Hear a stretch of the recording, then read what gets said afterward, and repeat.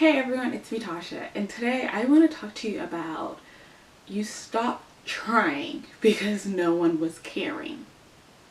Does that make sense? You stopped trying because no one was caring.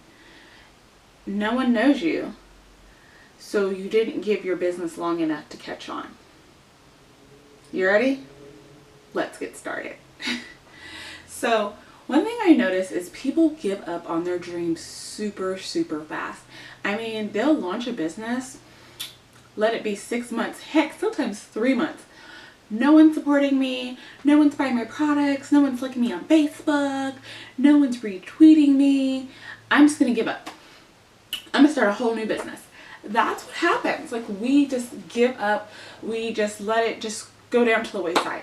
And my question is, if it's really your passion, your purpose, do you let it go down to the wayside? Or do you realize what's happening with your business? Do you give it your all? Do you change the circumstances and figure out what you can do? I'm tired of people giving up on their dreams. I'm tired of people giving up on their visions. I'm tired of people having like a bad day and thinking it's a bad year. You see, a business doesn't just spring up and become everything. You don't become Oprah overnight. You don't become Bill Gates overnight. You don't become Beyonce overnight. Think about it. Beyonce was in Girls Time, you know, and then they went on that show and they didn't win. And then I think they didn't get their first record deal and then had to go through the second record deal. It was a whole bunch of things to get Beyonce to where Beyonce is now. But everyone wants to be Beyonce overnight. You can't be Beyonce overnight. You just can't. Even when I look at myself as a business owner, and I'll give you the example of YouTube. There's been so many times I've just given up, quote unquote, on YouTube, but I'm like, okay, I really want to record videos. I really want to give it my all. And so what I do is I just research. I mean, there's days, specifically Fridays, when I upload my YouTube videos. I will sit on YouTube and watch other people talk about their YouTube channels in the sense of what they did, how they improved it, and everything else. I want to give my vision a fighting chance. I want you to give your vision a fighting chance. I want you to realize that you don't need to be a wig maker, a coffee cup maker, a t-shirt maker, a jewelry line, a business consultant, and whatever else there is all in 1 year. You need to stick to what you're passionate about, what drives you. You need to focus on that every day. You need to say, these are my 21 tasks for the week. These are the 3 tasks that I'm going to do every day that's going to help me move forward. Can you do that? Can you sit there and say, what are my 3 tasks for the day that's going to help me move forward in my vision and not give up? And that's the thing. We give up so easily. So easily. We don't put up a fight. And then we complain. We complain and we complain and complain. It has to stop. It's an abusive cycle that we put ourselves in, that no one else asks to be in.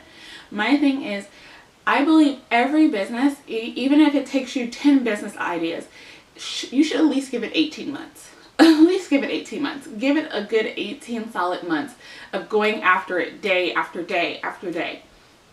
I'm not talking about doing 18 months and doing 1 day a week. I'm talking about day after day and, you know, of course having your day of rest, but going after it, chasing after what you want and believing that it's going to happen. That's the thing. You have to go after it. When I first launched my first business, I didn't know what the hell I was doing. I really didn't. But you know what? I was super glad to have people around me that believed in me and just kept motivating me and encouraging me to go after it. And I'm trying to encourage you and tell you to go after it. Stop giving up on your dreams. Stop getting so drained. Know that it takes time. And the thing is, it's okay to stop reading articles. It's okay to stop reading blogs. It's okay to stop reading magazines. Anything that makes you feel less than, get rid of it. I mean, I stopped reading so many business magazines because, one, they weren't talking about people about me, like me. They were talking about everyone, they would have this article about how some kid launched a business and they became a millionaire, and then at the very deep end of the article, oh yeah, their dad's a hedge fund manager, he went to so-and-so school, he's a graduate of Harvard. We have nothing in common. This article is not realistic. It's not me. And I was beating myself up every time I would read these articles. And, you know, they're not covering the type of business I run. And when they do, it's, you know, someone that has gimmicks and scams and all this other stuff, and they attended someone else that had gimmicks and scams given her, and that's not me. So I had to get rid of it. I had to stop putting up a facade for them to make me feel a certain way. So stop doing it. Stop reading magazines, blogs, and everything else that's making you feel like crap. Like, learn what you need to learn and take it day by day. Say that you need to do X, Y, and Z today. That way it helps you with the end goal. That's why all my yearly goals are broken down over quarter, and then each quarter there's monthly goals.